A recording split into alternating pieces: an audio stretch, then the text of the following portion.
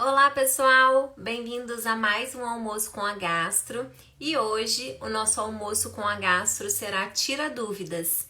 Sempre eu gosto de fazer a finalização do mês com uma live Tira Dúvidas, porque eu sei que é um tipo de live que vocês gostam. Eu gosto também porque ela é mais interativa e a gente conclui o mês tirando todas as dúvidas dos outros temas que a gente conversou.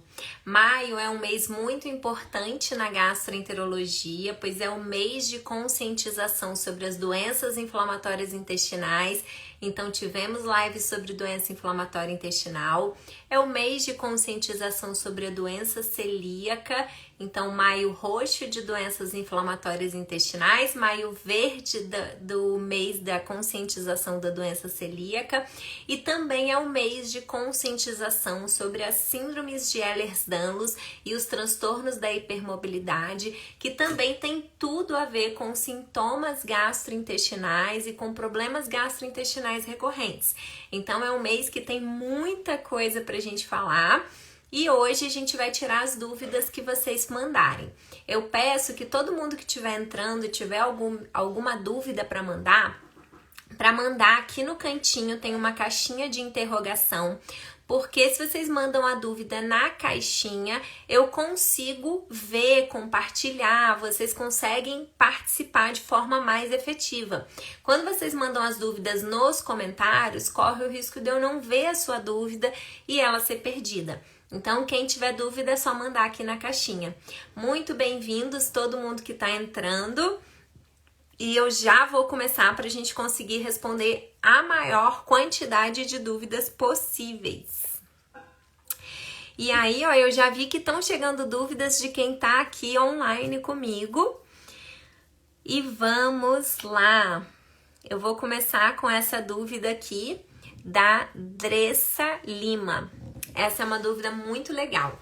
Doutora, sou portadora de doença celíaca, já fiz tratamento de supercrescimento bacteriano de intestino delgado por 2 vezes e agora novamente com sintomas. Como chegar na causa? A causa do supercrescimento bacteriano de intestino delgado, ela sempre vai estar relacionada ou com um transtorno da digestão. Então, se eu não faço a digestão de forma adequada, se eu não tenho ácido no meu estômago para fazer a digestão, se a minha secreção de enzimas pancreáticas, de bile está prejudicada, isso vai ser um fator de risco para o supercrescimento bacteriano de intestino delgado. Ou se eu tenho uma alteração de motilidade do meu trato gastrointestinal. Porque entre uma refeição e a outra, a gente tem o complexo motor migratório, que é um tipo de movimento que acontece no nosso trato gastrointestinal, que é um movimento que empurra do intestino delgado lá para o intestino grosso os restos de alimentos, de bactérias, e quase todos os pacientes, se não puder dizer todos, os pacientes com supercrescimento bacteriano de intestino delgado têm algum grau de disfunção do complexo motor migratório, desse movimento de limpeza. Porque quando a gente fala de SIBO, não é como essas bactérias chegaram no seu intestino delgado, mas é porque elas permaneceram. Já que o meu corpo tem várias maneiras de se livrar desse excesso de bactérias. E o complexo motor migratório que empurra essas, não deixa essa água parada, entendeu? Fica empurrando constantemente esse excesso de bactérias lá para baixo, ele é fundamental no controle do supercrescimento bacteriano de intestino delgado. E as disfunções desse movimento do complexo motor migratório estão entre as principais causas de supercrescimento bacteriano de intestino delgado.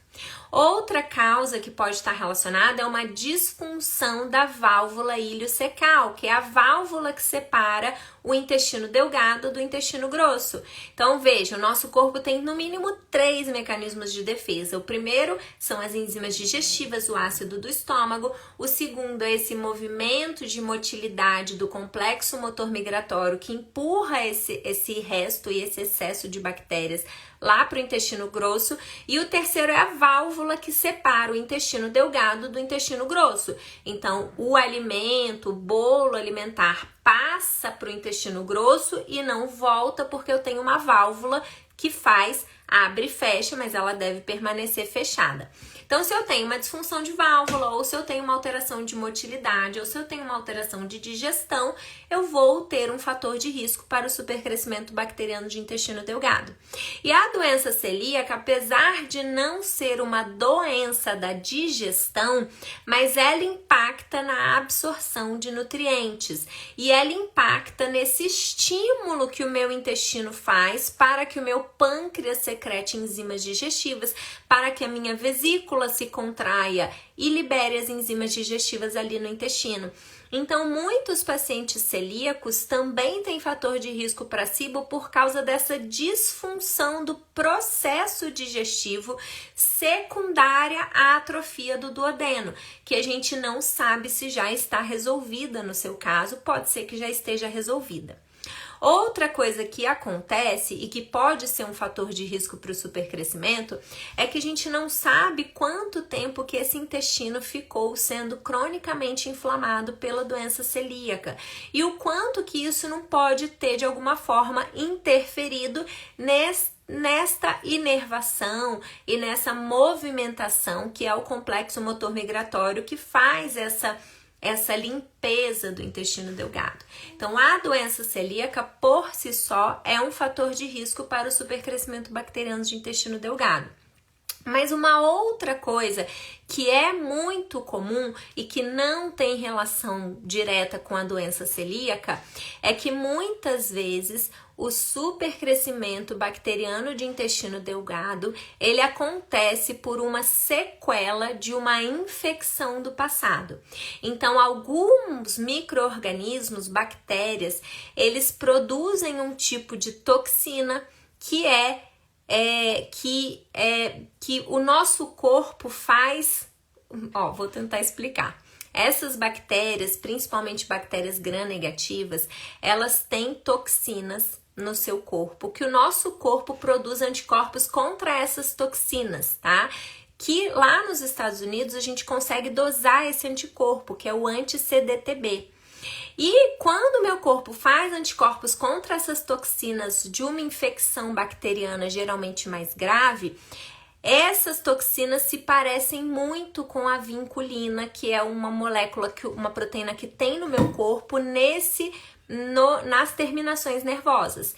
E esses anticorpos anti-CDTB, eles reagem e destroem essas moléculas de vinculina e eles causam uma lesão irreversível dessa inervação do meu intestino delgado, que é o que faz com que essa limpeza aconteça.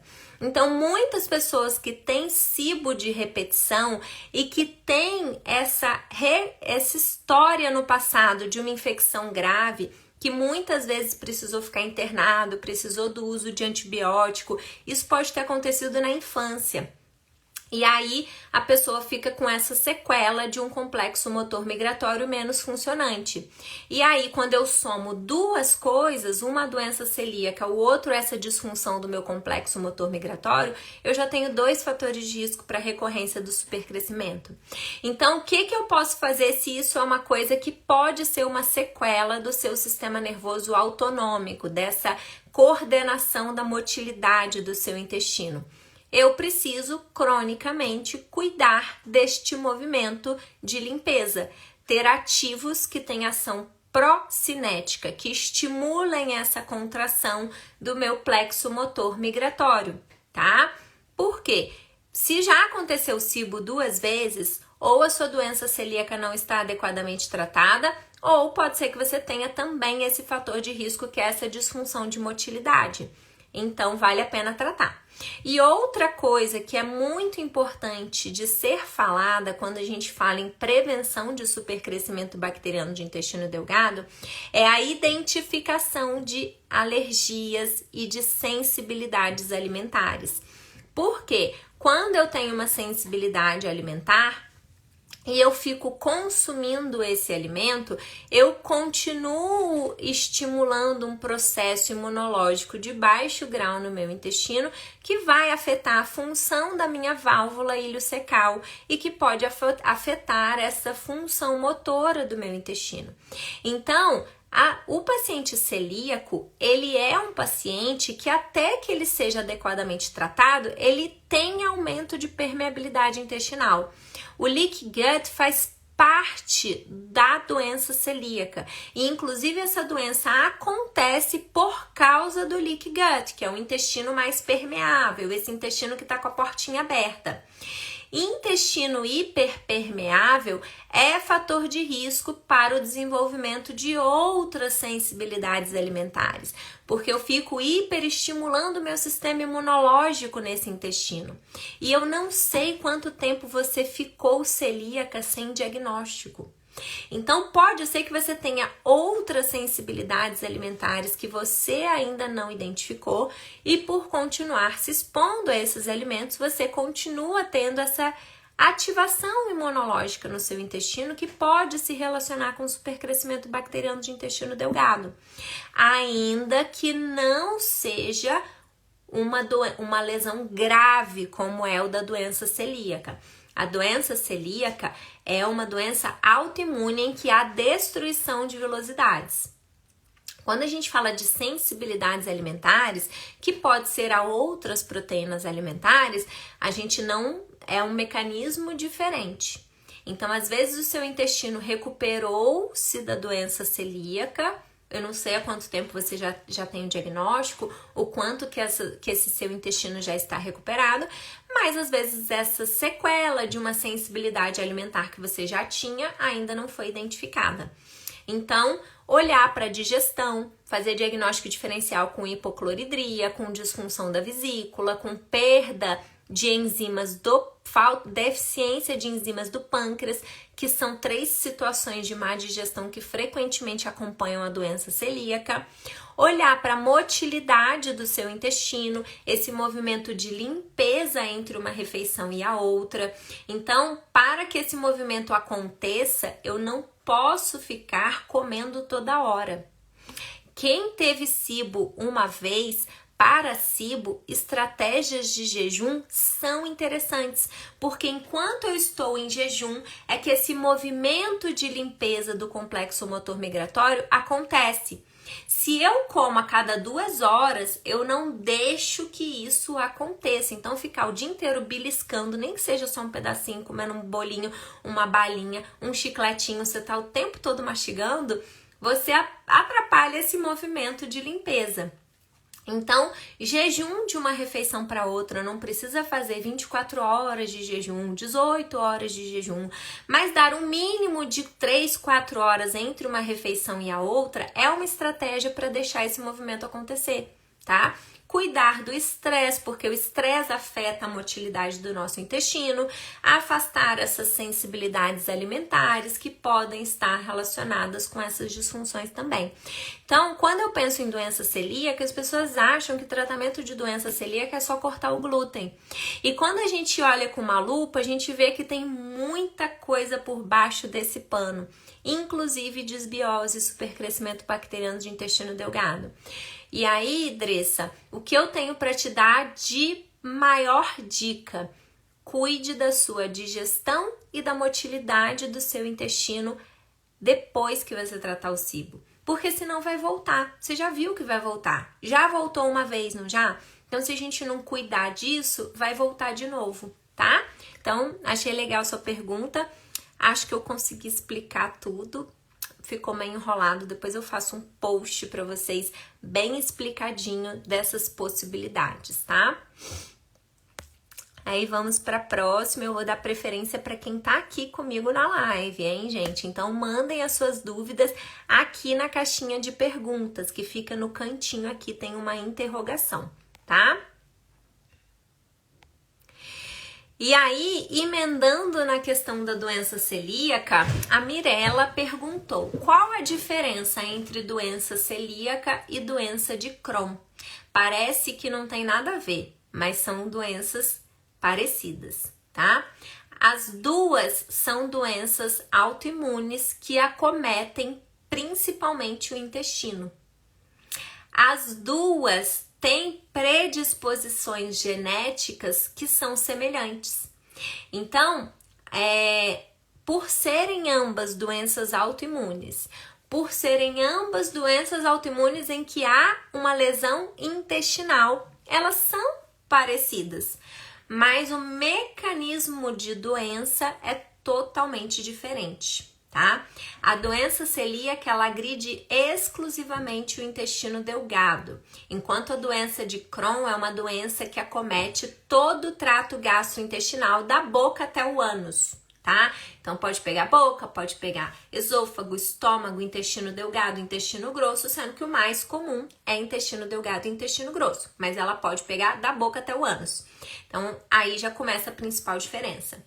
A doença celíaca é a única doença autoimune em que a gente conhece o agente causal, que é o glúten.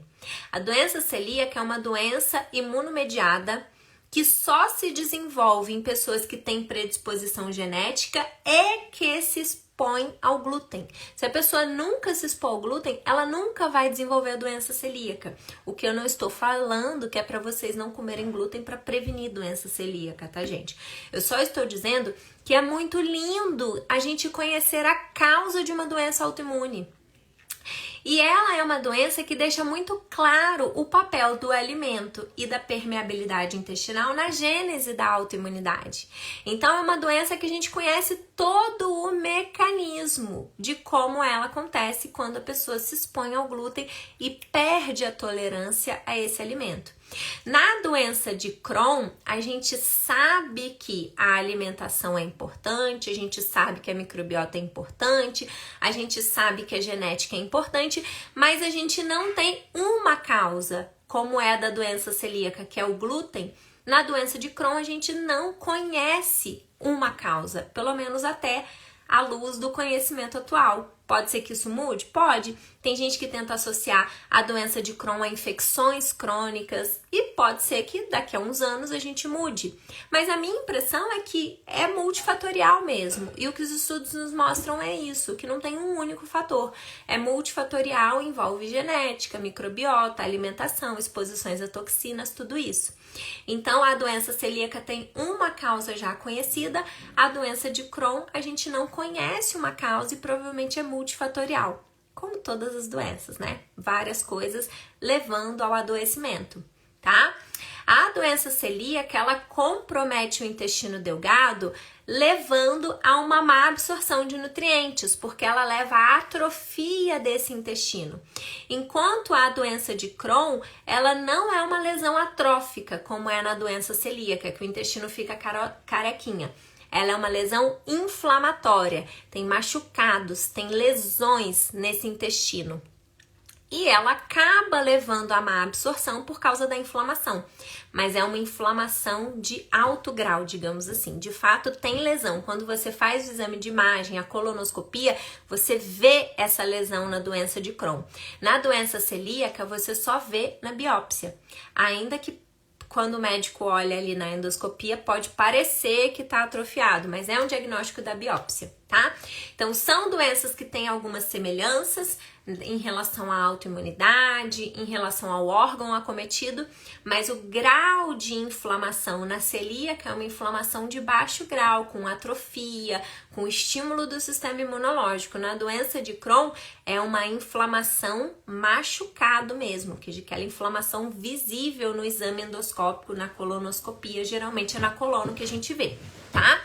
Então, são doenças diferentes. Alguns fatores de risco são semelhantes, como a questão genética, a questão de permeabilidade intestinal e de desequilíbrio de microbiota, tá? Mas são diferentes. Os sintomas podem ser iguais. A pessoa que tem doença celíaca, ela pode ter diarreia, ela pode ter dor abdominal, ela pode ter sintomas semelhantes à doença de Crohn, perda de peso, inflamação crônica, tudo isso. Mas na doença de Crohn, como é uma inflamação mais exuberante, esse paciente pode ter sangramento, ele pode ter fístulas, ele pode ter complicações mais graves, tá? Não que a doença celíaca não possa ter complicações graves, mas é menos comum. Então, vamos para a próxima pergunta. Aqui.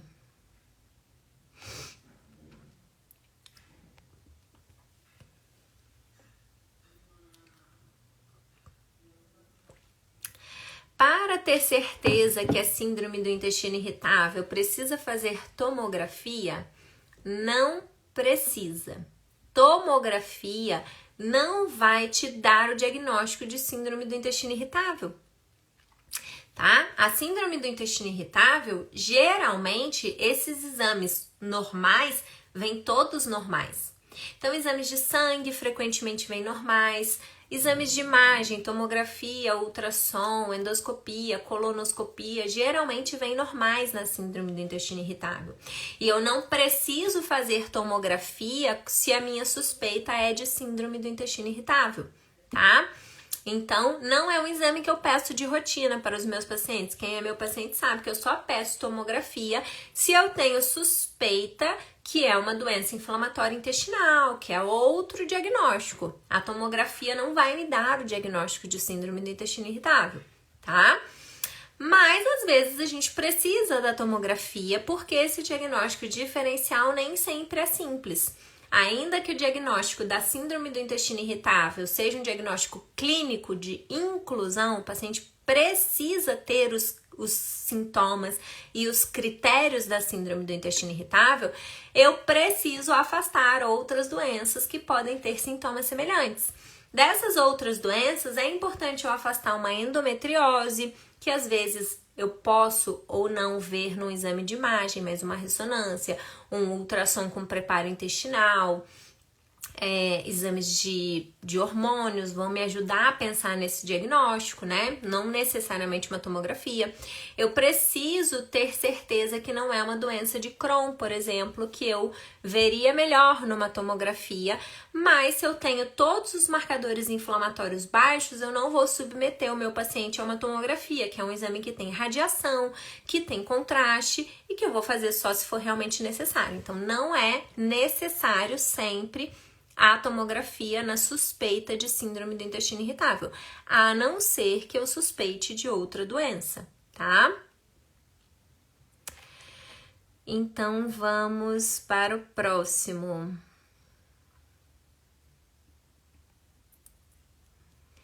Aí, a Gita Sena falou que ela tem lúpus. Lúpus é uma doença autoimune, tá? Que pode acometer muitos órgãos, é uma doença autoimune que tem diversas manifestações diferentes. E ela contou aqui que ela tem intestino preso sempre, hemorroidas e muitos gases. A alimentação já é muito cuidada e faz ginástica.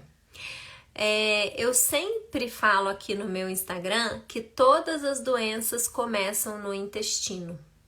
Não existe uma pessoa portadora de uma doença imunomediada crônica, autoimune, como é o lúpus, que não tenha um aumento de permeabilidade intestinal e um desequilíbrio de microbiota intestinal. Porque faz parte da gênese dessas doenças autoimunes, então eu não posso dizer que a desbiose intestinal causa o lúpus. Mas dentre os fatores que fazem com que a pessoa desenvolva uma doença autoimune, existe o aumento de permeabilidade intestinal e existe a desbiose intestinal. Então, é muito frequente que pessoas que têm doenças autoimunes tenham sintomas intestinais. Ou mesmo as pessoas que não têm sintomas intestinais, é muito frequente que eles tenham alteração de microbiota intestinal. E aí, quando a gente fala que a alimentação já é saudável, a gente precisa entender se esta alimentação é saudável para você. Porque a depender de como está a sua microbiota, às vezes tem vários alimentos saudáveis, mas que nesse momento você não vai tolerar. E que talvez a gente vá precisar de uma restrição durante um tempo para te ajudar a aliviar esses sintomas. E quando a gente fala de sintomas intestinais, a gente precisa de um diagnóstico.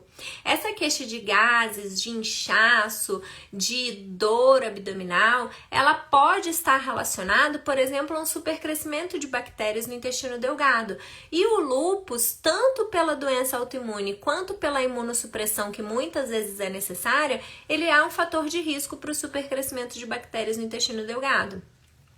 Então, a minha sugestão o intestino preso, ele pode não ser só um sintoma, ele pode ser uma evidência de um desequilíbrio da sua microbiota. Olhe para isso, porque ainda que a alimentação seja o principal pilar do manejo de uma microbiota, eu preciso do pilar alimentação saudável para eu cuidar da minha microbiota, mas não é só a alimentação que vai tratar os problemas intestinais, como o supercrescimento de micro-organismos, que, por exemplo, as arqueias são micro-organismos que levam à produção de metano, e o metano é um gás que trava o intestino. O metano produzido no nosso intestino, ele tem ação em todo o nosso corpo, inclusive afetando a frequência do nosso coração. Então eu preciso desse olhar mais ampliado, porque não é uma doença simples. E eu sei que faz parte do tratamento das doenças autoimunes cuidar da microbiota, cuidar da alimentação, cuidar da atividade física. E seja uma constipação numa pessoa que não tem problema de saúde nenhum, ou numa pessoa que tem uma doença imunomediada, tratar constipação não é só comer fibra e fazer atividade física. Eu preciso de um diagnóstico, eu preciso entender se o problema é de motilidade, eu preciso entender se há uma desbiose, eu preciso entender se há uma disfunção da pelve levando a esse intestino que não funciona, que não evacua como deveria. Então, eu preciso desse olhar ampliado. Ainda que a maioria dos médicos não valorize a queixa de constipação, a gente sabe que o intestino é um órgão de detoxificação do nosso corpo. Através do intestino eu mando embora toxinas bacterianas. E se eu não estou fazendo essa limpeza de forma adequada, isso pode impactar na minha saúde de diversas formas, tá? Então, precisamos sim olhar melhor para isso. É muito provável que haja um desequilíbrio de microbiota, tá?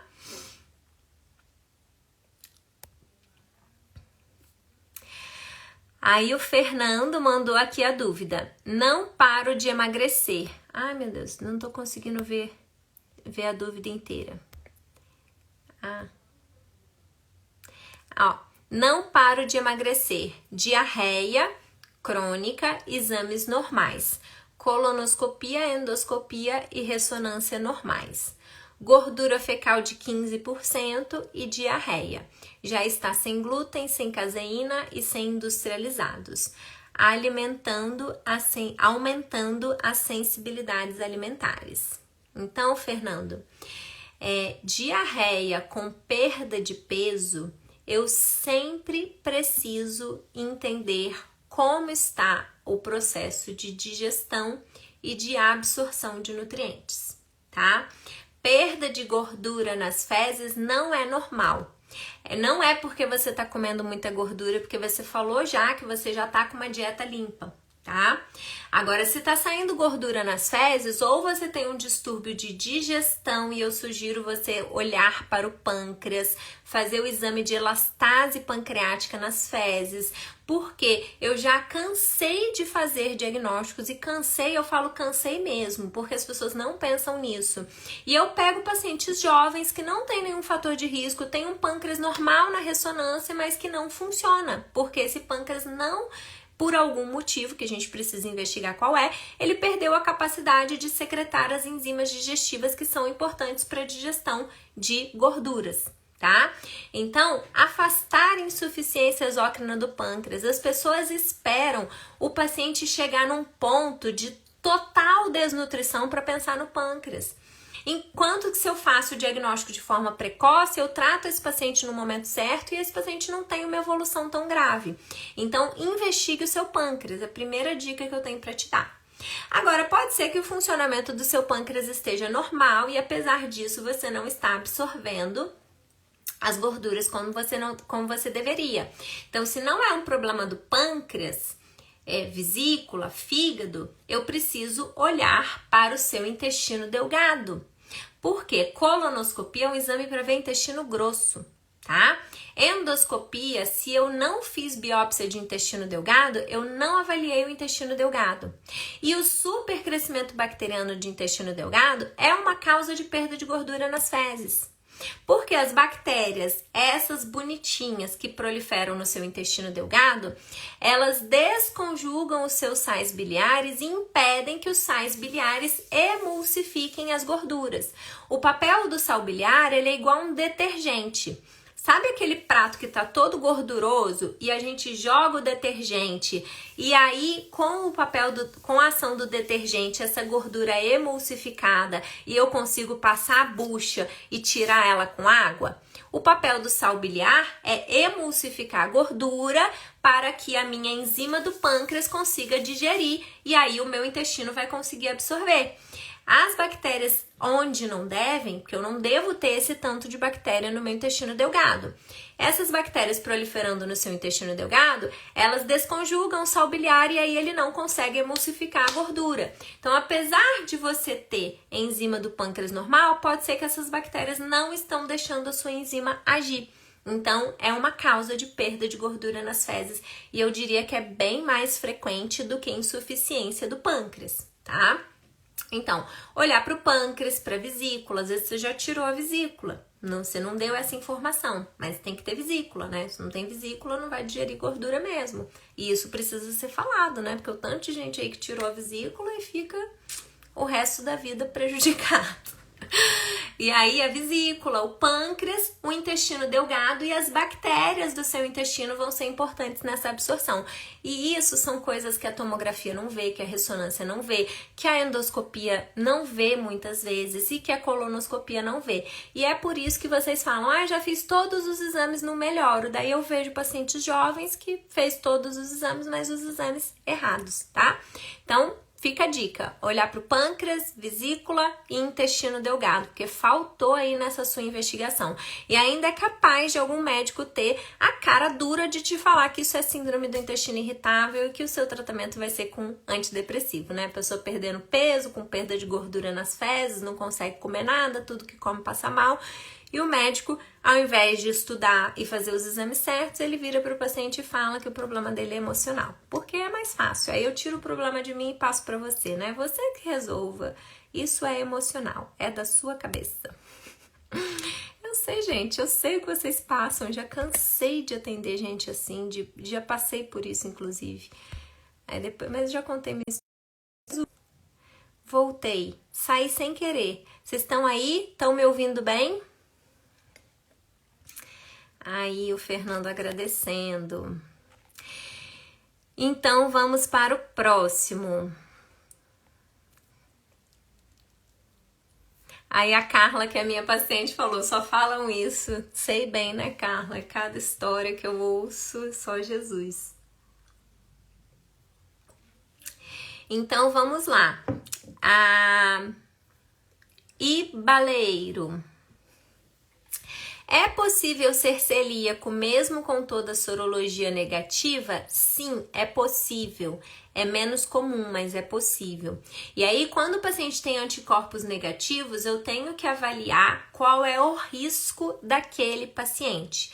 E tem algumas condições que a gente sabe que aumentam o risco de doença celíaca. Então, se a pessoa tem já uma doença autoimune, se a pessoa tem história na família de doença celíaca, se a pessoa é portadora de síndrome de Down, se a pessoa tem um quadro de má absorção intestinal, são situações em que o risco de ser celíaco, mesmo com anticorpos negativos, é aumentado, tá? E principalmente se a pessoa é portadora dos genes de predisposição à doença celíaca, que é principalmente o HLA-DQ2 e DQ8. Então, quando eu vou pedir uma biópsia num paciente que tem sorologias negativas? Primeiro, eu, Lívia, sempre peço a análise da predisposição genética. Se o meu paciente tem a predisposição genética e ele tem sintomas que me façam pensar em doença relacionada ao glúten, que pode ser diarreia, pode ser gases, pode ser anemia, pode ser alterações emocionais, mas geralmente sintomas intestinais associados. E aí, o meu paciente tem a predisposição genética, eu sempre vou recomendar uma endoscopia com biópsias. Porque às vezes o diagnóstico vai vir só na endoscopia. A genética não fecha o diagnóstico, ela só é o que favorece. Uma pessoa que não tem a predisposição genética, ela não é celíaca, até que se prove o contrário, tá? Então, se você tem genética positiva e anticorpos negativos e você tem sintomas gastrointestinais sugestivos, é mais garantido fazer a biópsia para afastar com certeza ou não a doença celíaca. Então, eu preciso de investigar melhor, especialmente se você já tiver outra doença autoimune ou se você tiver um familiar de primeiro grau celíaco. E hoje eu acabei de atender uma irmã de uma outra paciente minha, que eu atendo a irmã dela, que é celíaca, e ela tem uma tia que é celíaca. E ela tem muitos sintomas gastrointestinais, de gases, de inchaço, de diarreia crônica. Aí ela falou, mas eu já afastei doença celíaca. Aí fui olhar os exames, só fez anticorpos. Uma pessoa que tem 2 familiares celíacos e que tem diarreia crônica é uma pessoa de alto risco para doença celíaca. Eu preciso garantir fazendo uma endoscopia. Pode ser que essa pessoa tenha síndrome do intestino irritável? Pode. É possível que seja só uma sensibilidade ao glúten? É possível, mas eu preciso ter certeza que ela não é celíaca, porque ela é uma pessoa de alto risco. Então, para essa paciente, eu pedi a análise do HLA de predisposição à doença celíaca, eu pedi a dosagem de imunoglobulina A, que não havia sido dosada, eu complementei os anticorpos com os anticorpos do tipo IgG também, e eu pedi endoscopia, porque até que se prove o contrário, eu preciso ter certeza que essa diarreia que ela tem, essa fermentação exacerbada, não é causada pelo glúten, tá? Então, depende da probabilidade pré-teste. Aí a Luciana Sarmento. Muita queda de cabelo, dor no couro cabeludo, acne persistente, não tem vesícula, tem síndrome do intestino irritável. Possibilidade de cura? Luciana, só nessa coisinha que você, nessas 3 frases aí que você escreveu, você já me deu duas coisas que me sugerem que você pode ter supercrescimento bacteriano de intestino delgado. Primeiro, porque a retirada da vesícula é um fator de risco para o supercrescimento bacteriano de intestino delgado. Segundo, porque você tem evidências no que você me contou de má absorção de nutrientes. Queda de cabelo, né? Essa questão de diarreia, provavelmente que você deve ter, já que você falou que tem síndrome do intestino irritável. Acne é uma doença muito relacionada a supercrescimento bacteriano de intestino delgado, especialmente acne da mulher adulta e rosácea. Então, antes de chamar de síndrome do intestino irritável, vale a pena investigar o supercrescimento bacteriano de intestino delgado. Porque o supercrescimento bacteriano de intestino delgado tem cura, dá pra gente tratar, você consegue ficar bem. A síndrome do intestino irritável tem tratamento, mas não tem cura, né? Então, vamos ponderar as duas coisas. E terceira coisa, quem retirou a vesícula nunca mais terá a digestão de uma pessoa que tinha vesícula. Aí quer dizer que o médico que tirou a sua vesícula fez errado? Não sei, eu não sei por que você tirou essa vesícula. Mas, provavelmente, ele tirou essa vesícula porque já era uma vesícula doente. Geralmente, ninguém tira vesícula sadia.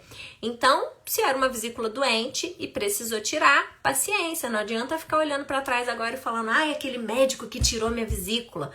Cuide da sua alimentação, da sua digestão, suplemente o que você precisa, porque você já sabe que a sua vesícula que era doente e foi retirada, você não tem mais. Então, os sais biliares da vesícula são diferentes dos sais biliares do fígado. O fígado vai produzir a bile, essa bile vai ser armazenada na vesícula junto com enzimas pancreáticas e ela é concentrada. Então, quando a gente come e que o bolo alimentar chega no nosso intestino delgado, então eu preciso ter a digestão do estômago boa e eu preciso ter esse bolo chegando no intestino delgado saudável. O meu intestino vai produzir hormônios que vão estimular a contração da vesícula e essa vesícula que está ali cheia de bile, de enzimas digestivas, vai jogar esse conteúdo no meu intestino para que o processo de digestão aconteça. Se eu não tenho vesícula, eu não tenho esse reservatório de bile, eu não tenho esse reservatório de enzimas. Não quer dizer que eu não tenha bile, mas eu não tenho esse pool de enzimas, esse pool de bile ali que estava armazenada na minha vesícula. Então, nunca mais a minha digestão de gordura e proteína vai ser igual. O que vai impactar na minha absorção de vitaminas, principalmente as vitaminas lipossolúveis, e vai impactar na defesa do meu intestino, tá? Então, quem não tem vesícula vai sempre ter que cuidar da digestão, sempre ter que cuidar da absorção de vitaminas e vai sempre ter que cuidar da defesa do intestino delgado, porque faz parte do meu processo de defesa a digestão estar acontecendo de forma adequada, tá? Então, Luciana, cuide da sua digestão, investigue supercrescimento bacteriano de intestino delgado, reponha as vitaminas que provavelmente você está deficiente e por isso que o cabelo tá caindo, tá? Então tá tudo relacionado, gente. Todas as cirurgias que mexem no trato gastrointestinal vão deixar sequelas. Todas, até a retirada do apêndice, que todo mundo acha que o apêndice só serve para inflamar. Entendeu? Então, se eu já fiz uma cirurgia abdominal e que de alguma forma interferiu no meu trato gastrointestinal, eu vou precisar de cuidados adicionais. E graças a Deus que precisou da cirurgia e que o cirurgião te operou e que você não morreu por uma complicação de uma colecistite, ou que não morreu por uma apendicite, ou que não morreu por uma úlcera perfurada. Tá? Então, se a cirurgia foi necessária e foi bem indicada, graças a Deus que ela foi feita.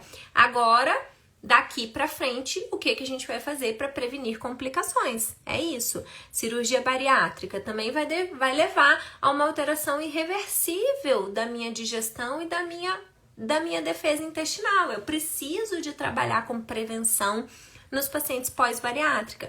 E a prevenção é alimentação, é suplementação, é um pouquinho de tudo, tá? Então, é isso. Agora que já tirou a vesícula, olhar pra frente. A Socorro tá perguntando o valor da consulta. Gente, a gente não pode falar essas coisas em rede social, tá? Então, tem o telefone. Se você for lá na minha bio, olhando pro meu perfil, tem um link que vai direto pro WhatsApp da minha secretária. E aí, minha secretária vai te passar tudo sobre a consulta, valor, pacote, como que é o pagamento, como que é a minha forma de atender e como que é a forma de acompanhamento, tá? Aí a Fernanda só mandou fora da caixinha, mas eu vou responder só para juntar aqui. Quem tirou a vesícula precisa suplementar enzimas digestivas para sempre? Para sempre não, mas algumas pessoas precisam de suplementar enzimas digestivas, sais biliares. A gente precisa entender como está esse processo de adaptação do seu intestino após a retirada da vesícula. Porque quem retira a vesícula pode não ter sintomas, mas o processo digestivo está prejudicado e provavelmente já estava antes até de retirar a vesícula. Então, às vezes, a gente precisa sim dessa suplementação, não só das vitaminas, mas das enzimas digestivas e às vezes até de sais biliares. Deixa eu ver aqui, gente, eu vou priorizar as perguntas que estão na caixinha e de quem tá aqui online, tá? Porque tem uma galera aqui que mandou a pergunta, mas não tá online, daí a pessoa não vai ouvir a resposta, né? A não ser que seja uma pergunta muito legal. Aí aqui, ó, da Aline, complementando a outra pergunta lá da acne. Acne em mulher adulta é indicação de intestino inflamado?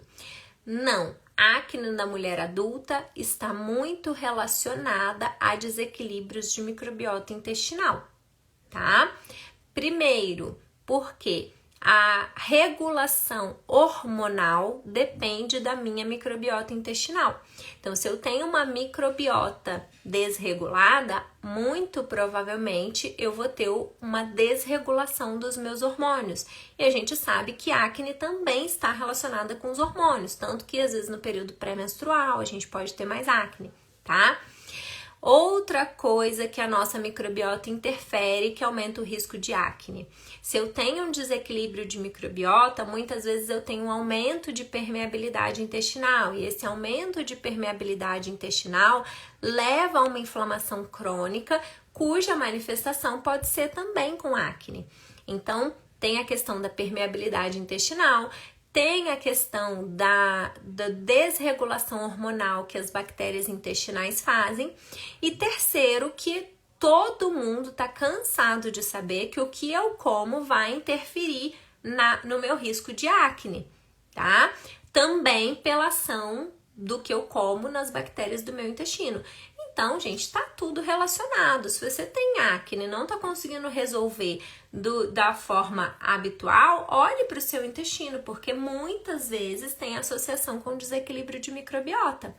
E a gente sabe, inclusive, que a desregulação da microbiota intestinal está relacionada a um desequilíbrio da microbiota da pele. E a acne nada mais é do que uma doença relacionada a essa disbiose da pele. Acnes, dermatites, tem muita relação.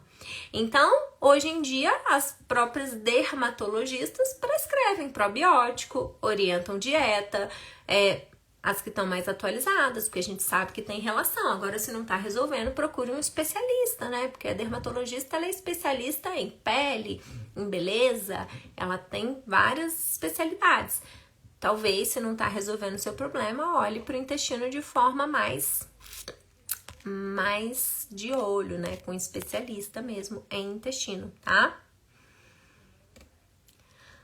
Então, vamos lá. Pergunta do Gigi. Gigio. Não sei como fala o nome dele.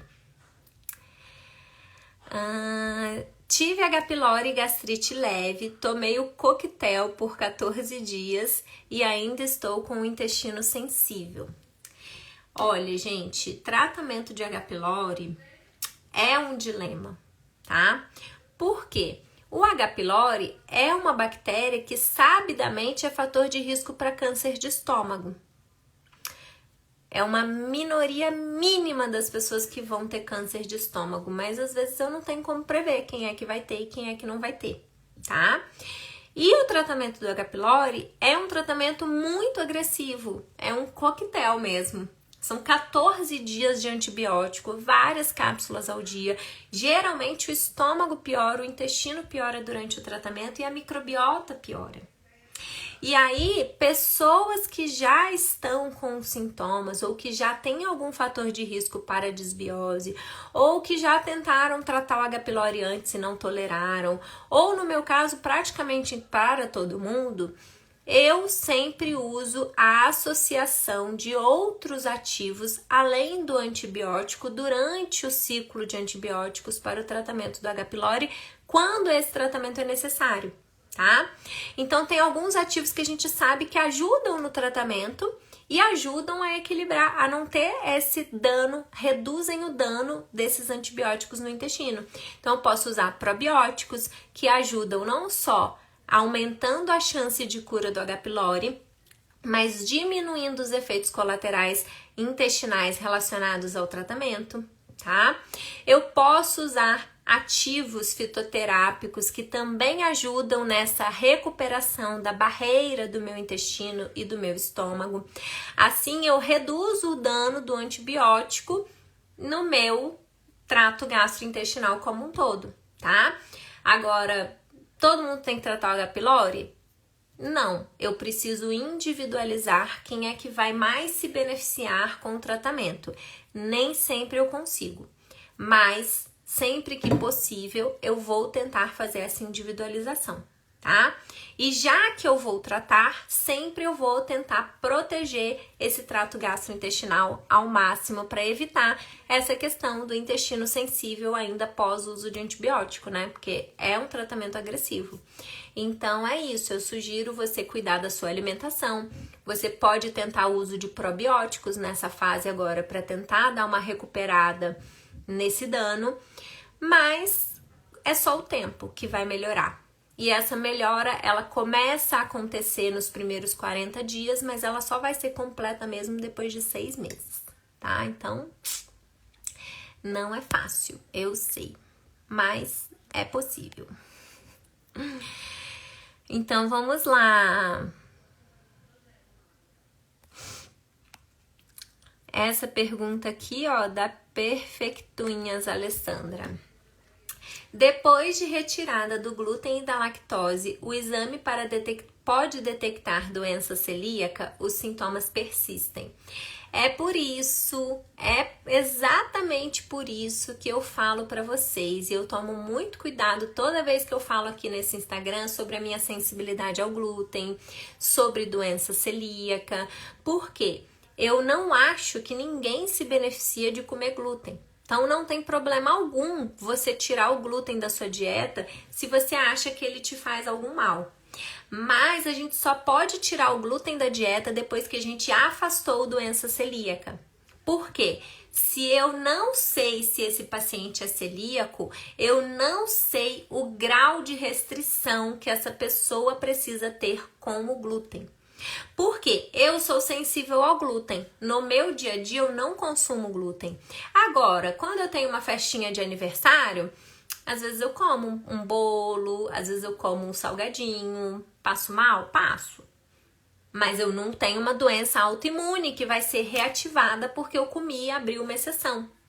Quando eu vou na casa da minha mãe, às vezes ela faz um bolo, que é o bolo que ela fazia desde que eu era criança. Eu tenho uma relação afetiva com esse bolinho que ela faz, que é um bolinho de laranja. E quando ela faz, eu como, porque me traz boas memórias. Se eu comer só um pedacinho, eu já sei que não vai me fazer mal. Então é isso, a pessoa que é sensível ao glúten, ela pode abrir exceções de vez em quando e ela pode passar muito mal por causa daquela exceção, mas pode ser que vai passar mal naquele dia e valeu o custo, sabe? Tipo, passei mal, mas pelo menos eu matei a minha vontade, eu estive em família, eu confraternizei. Tem tantas outras coisas que a comida também participa na nossa vida. Agora, a pessoa que é celíaca, se ela abre uma exceção, ela pode desfazer um processo de meses que ela já estava de recuperação daquele intestino, tá? Então, é muito diferente o grau de restrição, porque um celíaco, uma vez que ele consome o glúten ou que ele se expõe ao glúten por contaminação cruzada, e eu vou explicar de novo o que é a contaminação cruzada, mas mínimas quantidades de glúten para um celíaco reativam um processo inflamatório crônico que leva à atrofia de duodeno, que leva ao aumento de permeabilidade intestinal, que leva à inflamação crônica. Então, eu preciso do diagnóstico correto, porque contaminação cruzada eu vi hoje no Instagram, não sei de quem, tentando explicar o que é a contaminação cruzada. E é assim, digamos que tem um cocô aqui num prato. Esse era o exemplo. Eu não lembro qual foi o Instagram que eu vi isso, mas eu vou pesquisar e vou compartilhar o que é. Então tem um cocô aqui no prato. Mas eu vou pegar esse prato, eu vou lavar ele e vou dar para você comer. Você vai querer comer?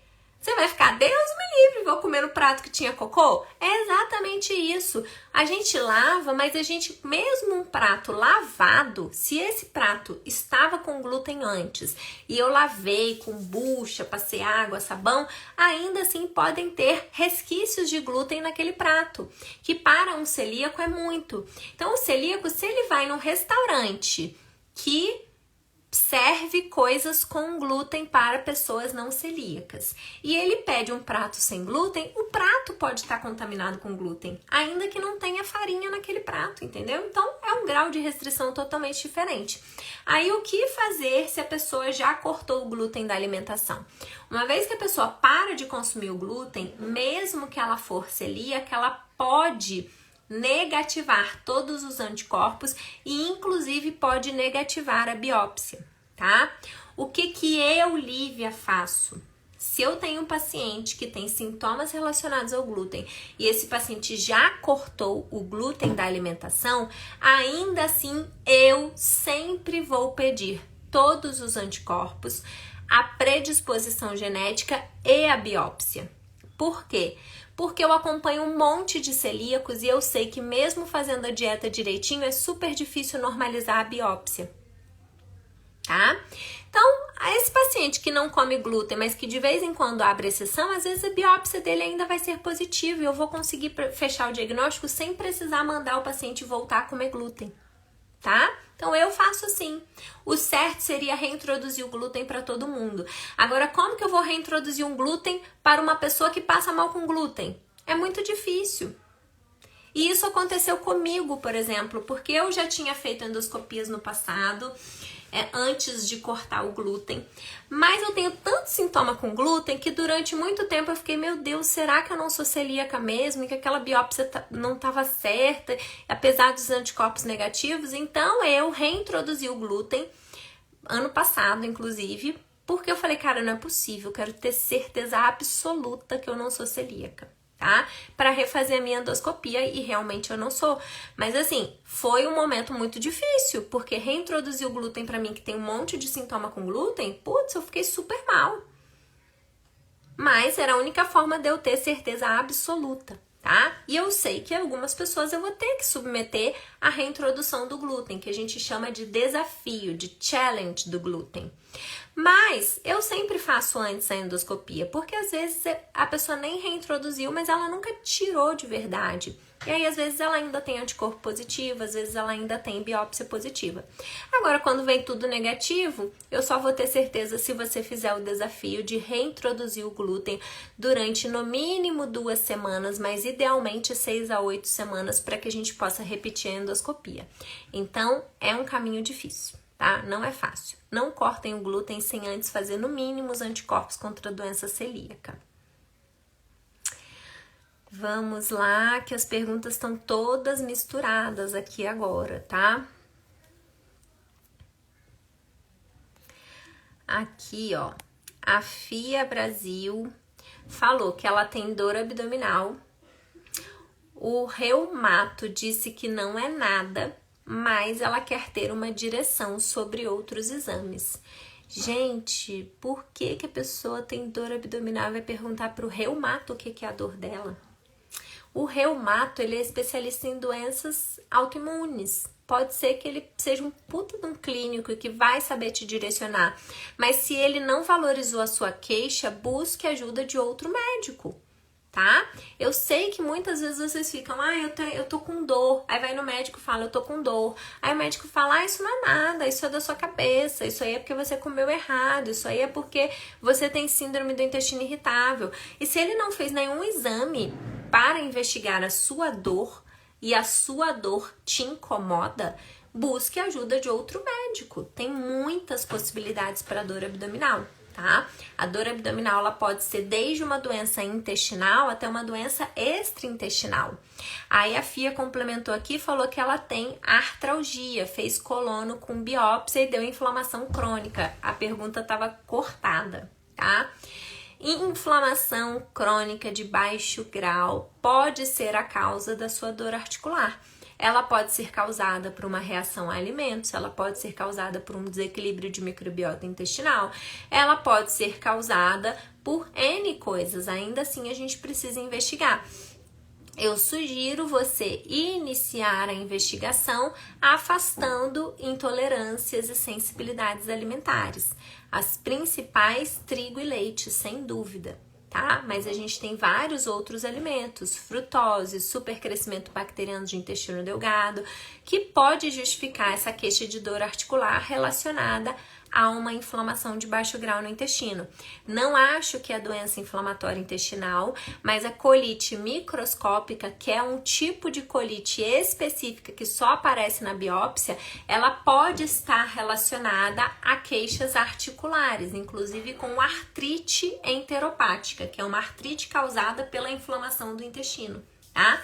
Então, leve num especialista esse exame. Eu não sei se esse reumato sabe avaliar essa coluna de forma adequada, né? Aí alguém falou, abre uma exceção, por favor, deixa eu ver o que foi aqui. Responde para mim, sou celíaca diagnosticada recentemente. Minha língua arde, a boca seca, a saliva grossa, não tenho vesícula. O que poderia ser? Essa queixa de língua queimada, de língua ardendo, é uma queixa que pode estar relacionada com a deficiência de vitaminas, tá? Por exemplo, vitamina A, ou vitaminas do complexo B, magnésio, tem zinco, tem muita coisa que, se está deficiente, pode dar essa sensação da língua queimada. E se você é celíaca recém-diagnosticada, é muito provável que algum grau de déficit nutricional você tenha. E se eu não suplementar esses nutrientes que você está deficiente, pode ser que você não melhore, tá? Então essa é a primeira coisa, investigar micronutrientes e vitaminas. A segunda coisa, essa sensação de língua queimada pode estar relacionada a uma disbiose da microbiota oral. E aí, não adianta, se eu não trato essa microbiota oral, não adianta eu cortar o glúten. Por quê? Disbiose oral tem muita relação com disbiose do intestino delgado também, tá? E aí não é só raspar a língua, é tratar dos dentes, é escovar, cuidar dessa higiene oral de forma adequada também. Então, deficiência de micronutrientes, disbiose oral. E outra coisa que eu queria falar com você é que eu respondi essa pergunta ontem, inclusive. Deficiência de micronutrientes, disbiose oral, e outra coisa pode ser refluxo, tá? Quem é celíaco tem muita relação também com refluxo, exatamente por causa da má digestão. E aí, refluxo pode ser uma causa de língua queimada. Outra coisa, lembrei que eu queria falar, é que isso pode ser um sinal de sintomas relacionados à histamina. O celíaco não tratado ainda, que é o seu caso, você acabou de começar a tratar, ele pode ser intolerante à histamina, porque a enzima que degrada a histamina no intestino é uma enzima que só mora na pontinha das vilosidades do meu intestino. Como a doença celíaca deixa esse intestino careca, eu perco essas enzimas de borda em escova, que são essas enzimas aqui das vilosidades. E aqui eu tenho a enzima que digere a lactose, eu tenho a absorção da frutose e eu tenho a enzima que degrada a histamina. Então pode ser um sintoma relacionado à histamina. E uma dieta baixa em histamina pode ajudar nessa queixa. Então, acho que eu falei todas as possibilidades, tá? Vamos para a próxima pergunta.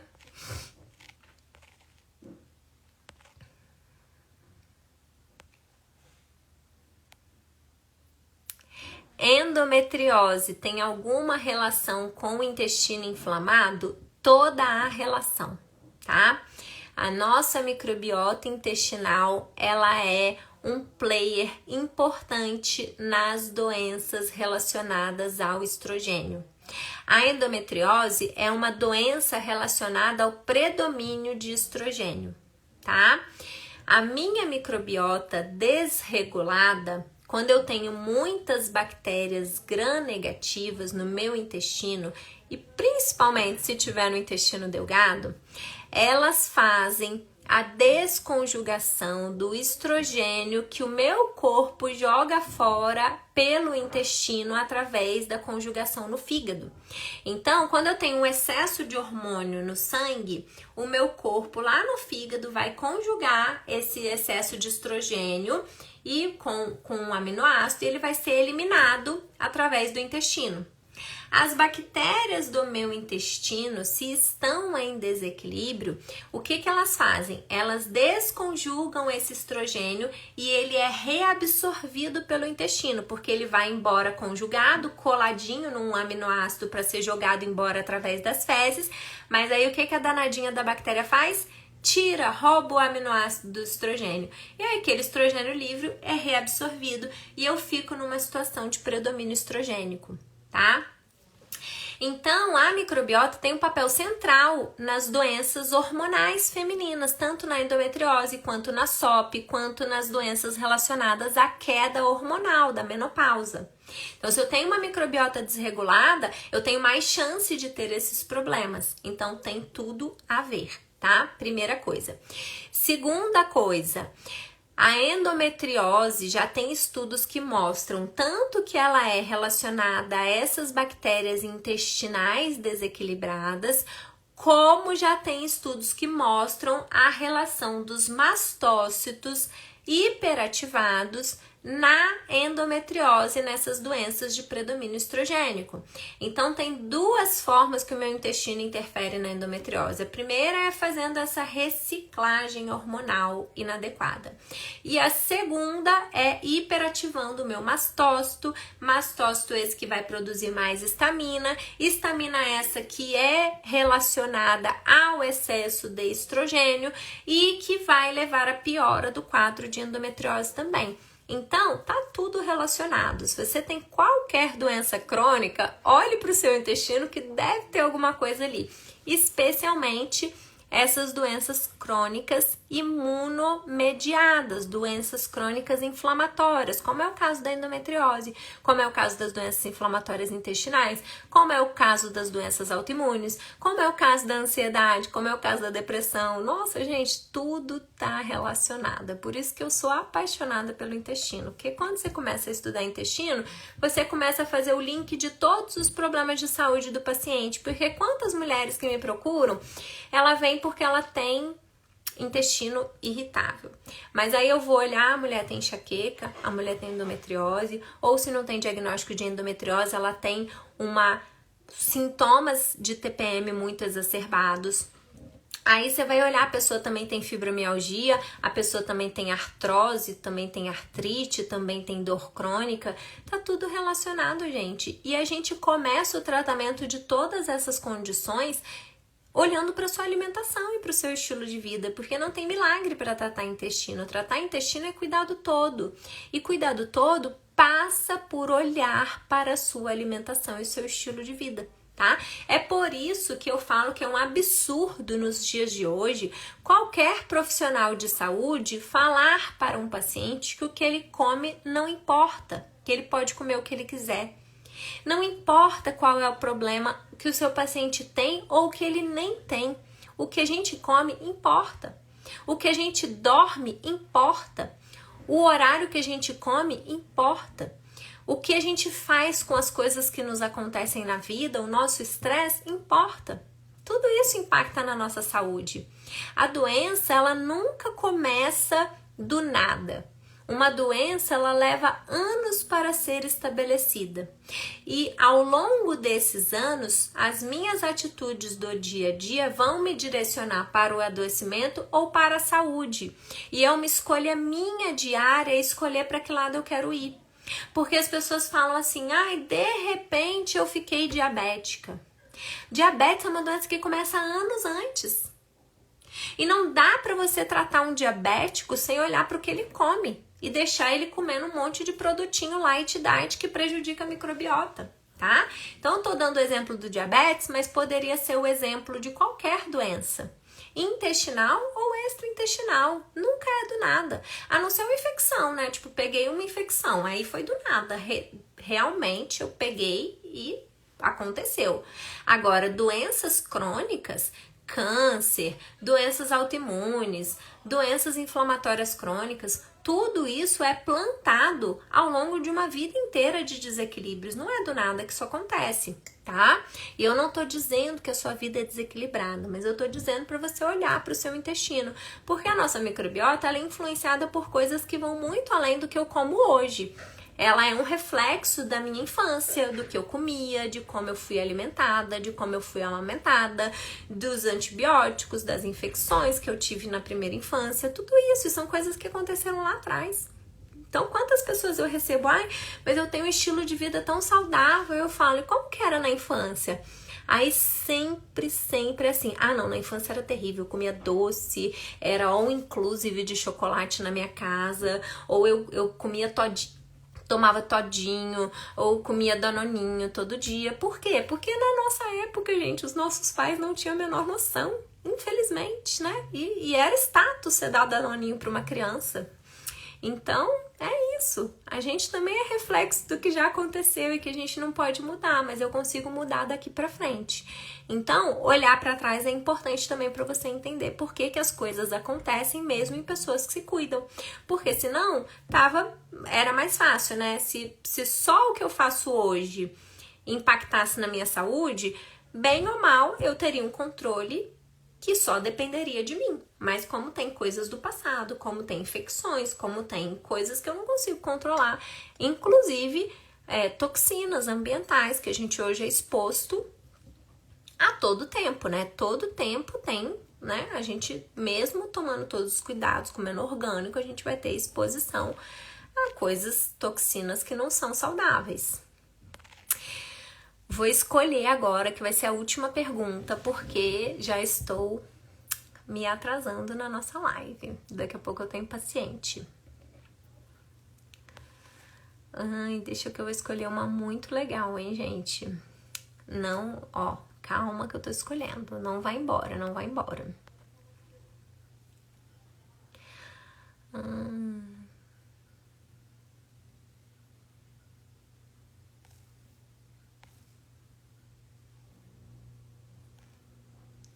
Ai, tem muitas perguntas, gente. Não sei se eu vou conseguir escolher só uma, mas eu vou me esforçar. Aqui. Então achei aqui, vou responder a pergunta da Carla, que é minha paciente. Doutora Lívia, por favor, se possível, fala sobre a relação do supercrescimento bacteriano do intestino delgado em pacientes bariátricos. Total relação, Carla. Lembra que eu falei no começo da live que o SIBO, ele só acontece se a pessoa tem algum fator predisponente.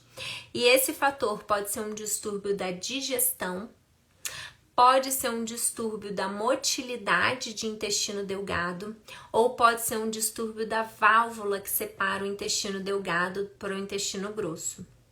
Na cirurgia bariátrica, a gente tem algumas técnicas cirúrgicas. Tem pessoas que fazem só aquela cirurgia do estômago, então que tira um pedação do estômago e deixa o estômago pequenininho. Essa técnica só da gastroplastia redutora, que reduz o tamanho do estômago. Essa é menos perigosa para o SIBO, mas como eu tiro um grande pedaço do estômago, eu tiro a capacidade de produção de ácido por esse estômago. Então, por si só, menos ácido no estômago, a hipocloridria já é um fator de risco para o supercrescimento de bactérias no intestino delgado. Primeiro porque o ácido do estômago mata as bactérias que vêm das coisas que a gente come, porque a gente não come alimentos estéreis, né? Os alimentos são contaminados com, se Deus quiser, não parasita, mas pode ter parasita, com bactérias, com fungos, com toxinas.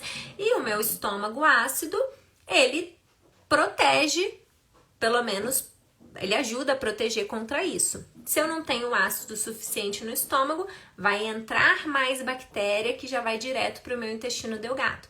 Então, essa é a primeira coisa. A segunda coisa é que um estômago menos ácido, a minha digestão de proteína fica prejudicada. E as bactérias que causam SIBO são proteobactérias. São bactérias que gostam de sobreviver em ambientes que tem muita proteína. Então, se sobra muito proteína lá no meu intestino delgado, eu alimento muito essas bactérias. Eu vou favorecer ao SIBO. Então, essa retirada do estômago vai impactar na microbiota do meu intestino delgado. Seja porque eu não estou limpando as bactérias que vêm da minha própria boca, porque a gente engole bactéria,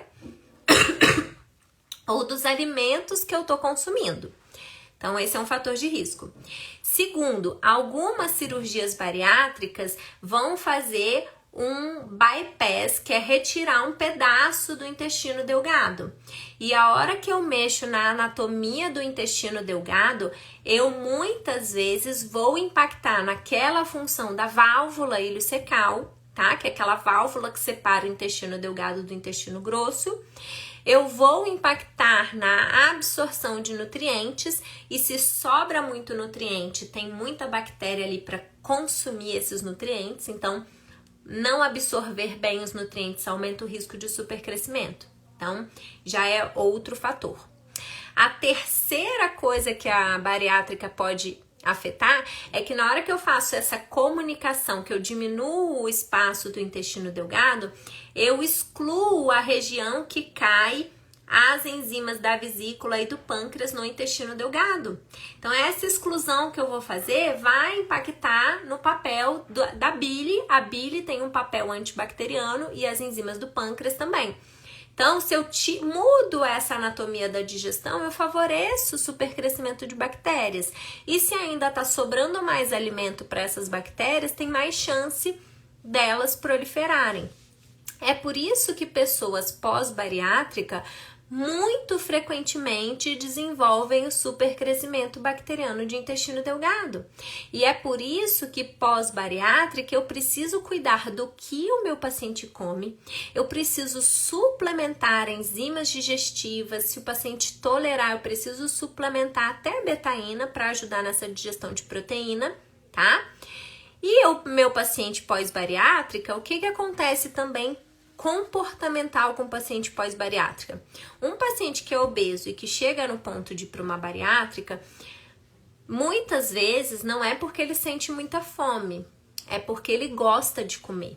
E eu sei disso porque eu também sou ex-obesa.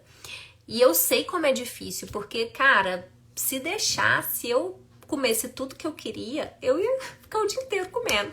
Porque eu adoro comer, eu gosto, eu tenho prazer.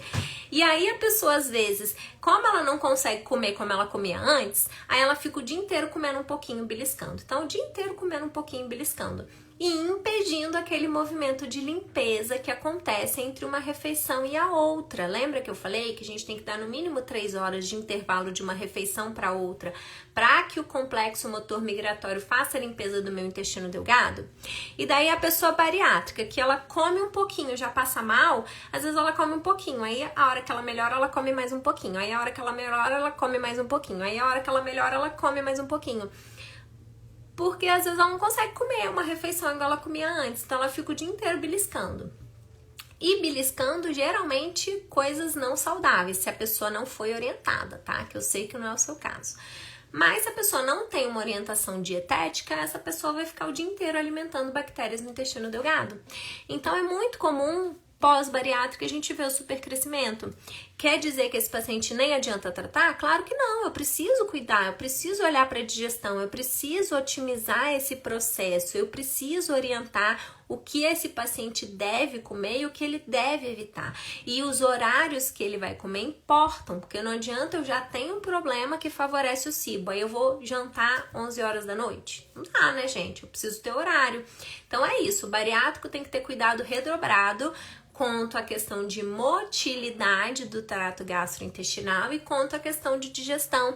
E eu sei que você já cuida de tudo isso, porque você, além de super antenada, estudiosa, você tá bem acompanhada. Tá bom? Então, gente, ó, tiveram muitas perguntas legais. Eu adoro esse modelo de live. Eu gosto muito desse tete a tete aí, de vocês mandarem a pergunta, eu responder, aí a pessoa tá aqui, ela consegue me dar um feedback do que eu perguntei. Mas já deu a hora. Então, vou deixar a live salva. Se eu falei alguma coisa que te ajudou e você acha que alguém pode se beneficiar do que a gente conversou aqui, encaminhe, por favor, essa live para essa pessoa. Por quê? quanto mais vocês compartilham os conhecimentos, mais a gente consegue ajudar outras pessoas e vocês me ajudam a divulgar o meu trabalho. Então, se você gosta da nossa live, compartilhe com as pessoas que você ama, com as pessoas que você gosta, ou para aquela pessoa que precisa ouvir esse puxão de orelha. Tá bom? Um beijo. As perguntas que eu não respondi hoje, eu prometo que eu vou escolher as melhores para responder na caixinha nos stories, tá? Então a caixinha ainda tá aberta. Se você ainda não mandou a sua dúvida, mande lá nos stories, tá bom? Um beijo. Obrigada a todo mundo que tá aqui. Eu sempre vejo muitos pacientes meus queridos aqui. Eu vi a Dani, eu vi a Carla, tem várias pessoas muito queridas aqui. Eu fico muito feliz de ver cada um de vocês aqui. Eu gosto que vocês mandem mensagem para eu ver que vocês estão aqui, tá bom? E semana que vem teremos live novamente. Beijo e até mais!